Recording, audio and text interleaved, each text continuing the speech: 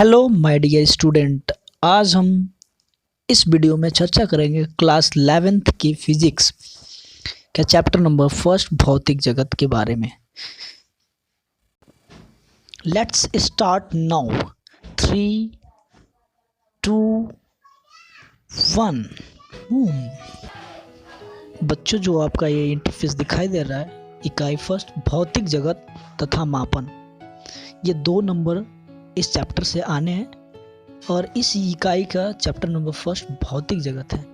इस भौतिक जगत के चैप्टर में हम फिजिक्स के बारे में समझेंगे और उसके कुछ फिजिक्स के उप विषयों के बारे में, यानी भौतिकी के कुछ उप विषयों के बारे में हम यहाँ चर्चा करेंगे। सर्वप्रथम हम विज्ञान और उसकी परिभाषाओं पर चर्चा करेंगे, फिर उसके पश्चात विज्ञान शब्द की उत्पत्ति कैसे हुई। विज्ञान प्राकृतिक घटनाओं को यथासंभव विस्तृत एवं गहनता से समझने के लिए किए जाने वाला सुव्यवस्थित प्रयास है, जिससे इस प्रकार अर्जित ज्ञान का उपयोग परिघटनाओं के भविष्य कथन, संशोधन एवं नियंत्रण के लिए किया जाता है। अर्थात विभिन्न प्राकृतिक घटनाओं का क्रमबद्ध एवं व्यवस्थित ज्ञान ही विज्ञान कहलाता है। तो यह विज्ञान की परिभाषा हुई। इस प्रकार हम विज्ञान को परिभाषित कर सकते हैं। अब आगे देखेंगे विज्ञान शब्द की उत्पत्ति कैसे हुई। तो विज्ञान के अंग्रेजी भाषा का शब्द साइंस का उद्भव लैटिन भाषा के शब्द सिंटिया से हुआ है, जिसका अर्थ है जानना। अर्थात विज्ञान संस्कृत भाषा का शब्द विज्ञान तथा अरबी भाषा का शब्द इल्म भी यही अर्थ व्यक्त करता है, जिसका तात्पर्य है ज्ञान। तो यह विज्ञान शब्द की उत्पत्ति है। अब हम विज्ञान की प्रकृति के बारे में चर्चा करेंगे और कुछ उदाहरणों के माध्यम से इसे समझेंगे। विज्ञान सदैव गतिशील है।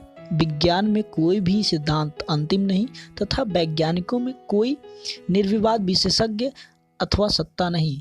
जैसे उदाहरण, जब जॉन कैपलर ने टाइको ब्रा द्वारा ग्रह गति से संबंधित संग्रहित आंकड़ों का परीक्षण किया, तो निकोलस कोपरनिकस द्वारा कल्पित सूर्य केंद्रीय सिद्धांत के वृत्ताकार कक्षाओं को दीर्घ वृत्ताकार कक्षाओं द्वारा प्रतिस्थापित करना पड़ा। अर्थात विज्ञान में जो भी खोज हुए, जो भी सिद्धांत प्रतिपादित किया गया, वह अंतिम नहीं, उसके बाद भी उसमें संशोधन किए जा सकते हैं।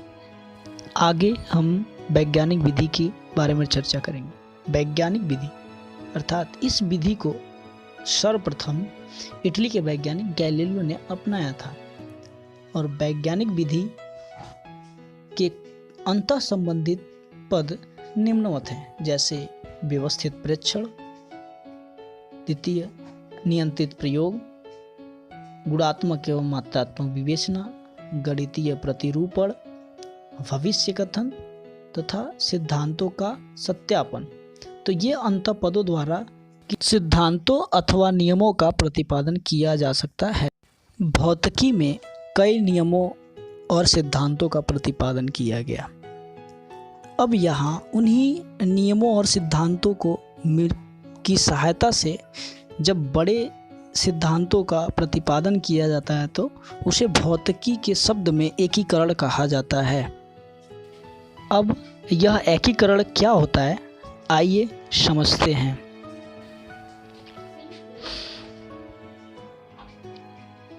भौतिकी के विभिन्न सिद्धांतों तथा प्रभाव क्षेत्रों को मिलाकर किसी एक सिद्धांत का प्रतिपादन ही एकीकरण कहलाता है।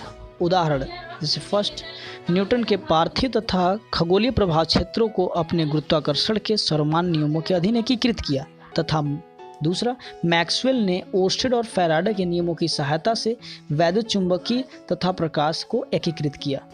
तो बच्चों, इन उदाहरणों से एकीकरण को समझने का प्रयत्न कीजिए। चलिए आगे बढ़ते हैं। अब आगे हम बात करेंगे न्यूनीकरण के बारे में।